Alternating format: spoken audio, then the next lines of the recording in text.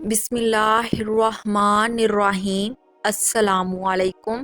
قرآن پاک میں ارشاد باری تعالیٰ ہے، جو لوگ ان مسلمانوں پر طعنہ زنی کرتے ہیں جو دل کھول کر خیرات کرتے ہیں، اور ان لوگوں پر جنہیں سوائے اپنی محنت مزدوری کے اور کچھ میسر ہی نہیں، بس یہ ان کا مذاق اڑاتے ہیں، اللہ بھی ان سے تمسخر کرتا ہے، انہی کے لیے دردناک عذاب ہے۔ آپ صلی اللہ علیہ وآلہ وسلم نے فرمایا کہ مسلمانوں اور یہود اور نصار کی مثال ایک ایسے شخص کی سی ہے جس نے کچھ لوگوں سے مزدوری پر رات تک کام کرنے کے لیے کہا۔ انہوں نے آدھے دن کام کیا، پھر جواب دے دیا کہ ہمیں تمہاری اجرت کی ضرورت نہیں۔ یہ یہود تھے۔ پھر اس شخص نے دوسرے مزدور بلائے اور ان سے کہا کہ دن کا جو حصہ باقی بچ گیا ہے، یعنی آدھا دن، اسی کو پورا کر دو، شرط کے مطابق مزدوری تمہیں ملے گی۔ انہوں نے بھی کام شروع کیا، لیکن عصر تک وہ بھی جواب دے بیٹھے۔ یہ نصار تھے۔ بس اس تیسرے گروہ نے، جو اہل اسلام ہیں، پہلے دو گروہوں کے کام کی پوری مزدوری لے لی۔ ایک دفعہ ایک نیک شخص کے گھر کی دیوار اچانک گر گئی۔ اسے بڑی پریشانی لاحق ہوئی اور اسے دوبارہ بنوانے کے لیے کسی مزدور کی تلاش میں گھر سے نکلا اور چوراہے پر جا پہنچا۔ وہاں اس نے مختلف مزدوروں کو دیکھا جو کام کے انتظار میں بیٹھے تھے۔ ان میں ایک نوجوان بھی تھا جو سب سے الگ تھلگ کھڑا تھا۔ اس کے ایک ہاتھ میں تھیلا تھا اور دوسرے ہاتھ میں تیشہ تھا۔ اس شخص کا کہنا ہے کہ میں نے اس نوجوان سے پوچھا، کیا تم مزدوری کرو گے؟ نوجوان نے جواب دیا، ہاں۔ میں نے کہا، گارے کا کام کرنا ہوگا۔ نوجوان کہنے لگا، ٹھیک ہے، لیکن میری 3 شرطیں ہیں، اگر تمہیں منظور ہوں تو میں کام کرنے کے لیے تیار ہوں۔ پہلی شرط یہ ہے کہ تم میری مزدوری پوری ادا کرو گے، اور دوسری شرط یہ ہے کہ مجھ سے میری طاقت اور صحت کے مطابق کام لو گے، اور تیسری شرط یہ ہے کہ نماز کے وقت مجھے نماز ادا کرنے سے نہیں روکو گے۔ میں نے یہ تینوں شرطیں قبول کر لیں اور اسے ساتھ لے کر گھر آ گیا، جہاں میں نے اسے کام بتایا اور کسی ضروری کام سے باہر چلا گیا۔ جب شام کے وقت واپس آیا تو گھر کے اس نے عام مزدوروں سے دگنا کام کیا تھا۔ میں نے بخوشی اس کی اجرت ادا کی اور وہ چلا گیا۔ دوسرے دن میں اس نوجوان کی تلاش میں دوبارہ اس چوراہے پر گیا، لیکن وہ مجھے نظر نہیں آیا۔ میں نے دوسرے مزدوروں سے اس کے بارے میں دریافت کیا تو انہوں نے بتایا کہ وہ ہفتے میں صرف 1 دن مزدوری کرتا ہے۔ یہ سن کر میں سمجھ گیا کہ وہ عام مزدور نہیں بلکہ کوئی بڑا آدمی ہے۔ میں نے ان سے اس کا پتہ معلوم کیا اور اس جگہ پہنچا تو دیکھا وہ نوجوان زمین پر لیٹا ہوا تھا۔ اسے سخت بخار تھا۔ میں نے اس سے کہا، میرے بھائی، تو یہاں اجنبی ہے، تنہا ہے اور پھر بیمار بھی ہے، اور پسند کرو تو میرے ساتھ میرے گھر چلو اور مجھے اپنی خدمت کا موقع دو۔ اس نے انکار کر دیا، لیکن میرے مسلسل اصرار پر مان گیا، لیکن ایک شرط رکھی کہ وہ مجھ سے کھانے کی کوئی شے نہیں لے گا۔ میں نے اس کی یہ شرط منظور کی اور اسے اپنے گھر لے آیا۔ وہ 3 دن میرے گھر قیام پذیر رہا، لیکن اس نے نہ تو کسی چیز کا مطالبہ کیا اور نہ ہی کوئی چیز لے کر کھائی۔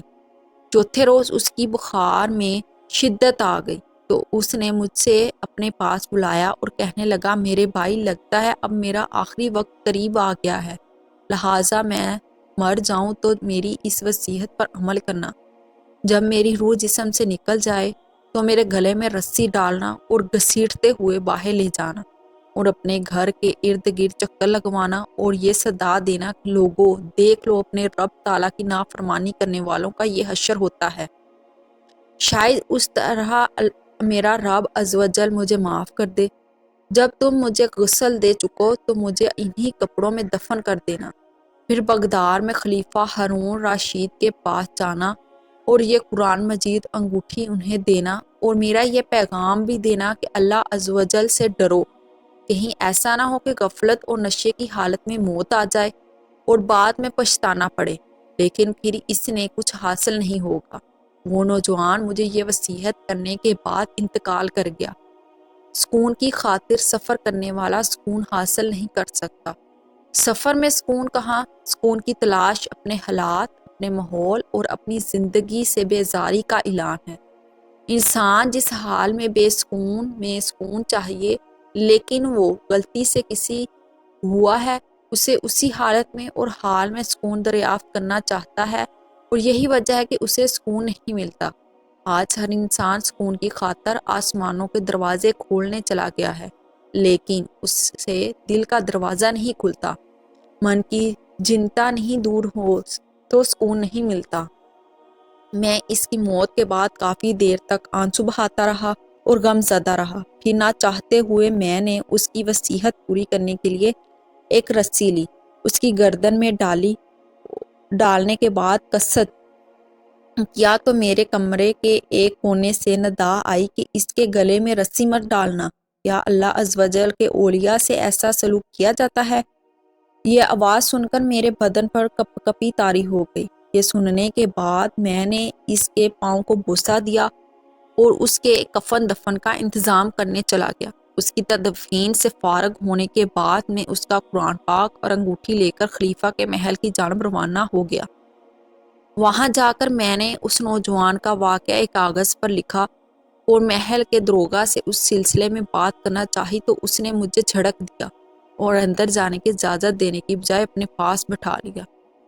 آخر کار خلیفہ نے مجھے اپنے دربار میں طلب کیا اور کہنے لگا، کیا میں اتنا ظالم ہوں کہ مجھ سے براہ راست بات کرنے کی بجائے رقیے کا سہارا لیا؟ میں نے عرض کی، اللہ تعالیٰ آپ کا اقبال بلند کرے، میں کسی ظالم کی فریاد لے کر نہیں آیا بلکہ ایک پیغام لے کر حاضر ہوا ہوں۔ خلیفہ نے اس پیغام کے بارے میں دریافت کیا تو میں نے وہ قرآن مجید اور انگوٹھی نکال کر اس کے سامنے رکھ دی۔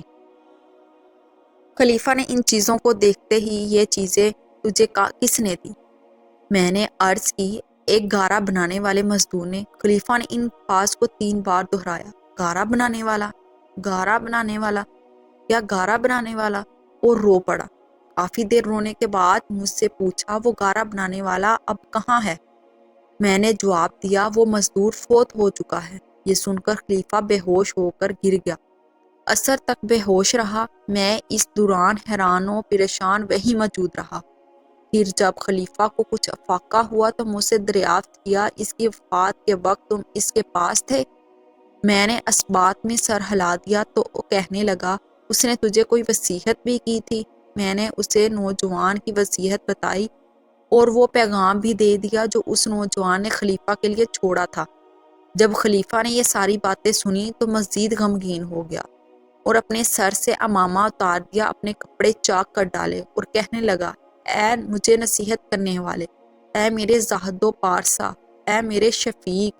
اس طرح کے بہت سے القابات خلیفہ نے اس مرنے والے نوجوان کو دیے اور مسلسل آنسو بھی بہاتا رہا۔ یہ سارا معاملہ دیکھ کر میری حیرانی اور پریشانی میں مزید اضافہ ہو گیا کہ خلیفہ ایک عام سے مزدور کے لیے اس قدر غمزدہ کیوں ہے۔ جب رات ہوئی تو خلیفہ نے مجھ سے اس کی قبر پر لے جانے کی خواہش ظاہر کی تو میں اس کے ساتھ ہو لیا۔ خلیفہ چادر میں منہ چھپائے میرے پیچھے پیچھے چلنے لگا۔ جب ہم قبرستان میں پہنچے تو میں نے ایک قبر کی طرف اشارہ کر کے کہا، عالی جا، یہ اس نوجوان کی قبر ہے۔ خلیفہ اس کی قبر سے لپٹ کر رونے لگا۔ پھر کچھ دیر رونے کے بعد اس کی قبر کے سرہانے کھڑا ہو گیا اور مجھ سے کہنے لگا، یہ نوجوان میرا بیٹا تھا، میری آنکھوں کی ٹھنڈک اور میرے جگر کا ٹکڑا تھا۔ ایک دن یہ رقص و سرور کی محفل میں گم تھا کہ مکتب میں کسی بچے نے یہ آیت کریمہ تلاوت کی، جس کا ترجمہ یوں ہے، کیا ایمان والوں کو ابھی وہ وقت نہ آیا کہ ان کے دل جھک جائیں اللہ کی یاد کے لیے؟ جب اس نے یہ آیت سنی تو اللہ تعالیٰ کے خوف سے تھر تھر کانپنے لگا اور اس کی آنکھوں سے آنسوؤں کی جھڑی لگ گئی اور یہ پکار پکار کر کہنے لگا، کیوں نہیں، کیوں نہیں، اور یہ کہتے ہوئے محفل کے دروازے سے باہر چلا گیا۔ اس دن سے ہمیں اس کے بارے میں کوئی خبر نہ ملی، یہاں تک کہ آج تم نے اس کی وفات کی خبر دی۔ لیکن وہ دور ہے، لیکن وہ بڑا قریب ہے، بس ایسے جیسے سورج بہت دور ہے لیکن دھوپ ہمارے بہت قریب ہے۔ اس کا جلوہ ہی تو بے درکار ہے، ذات سے ذات کا وصال امکان سے باہر ہے، اس کے جلوے سے تلاش کا وصال ہو سکتا ہے، اور حضور پاک صلی اللہ علیہ وسلم کی ذات اس کا سب سے بہترین جلوہ ہے۔ تم تلاش بنتے جاؤ، جلوہ خود ہی حاصل تلاش بن جائے گا۔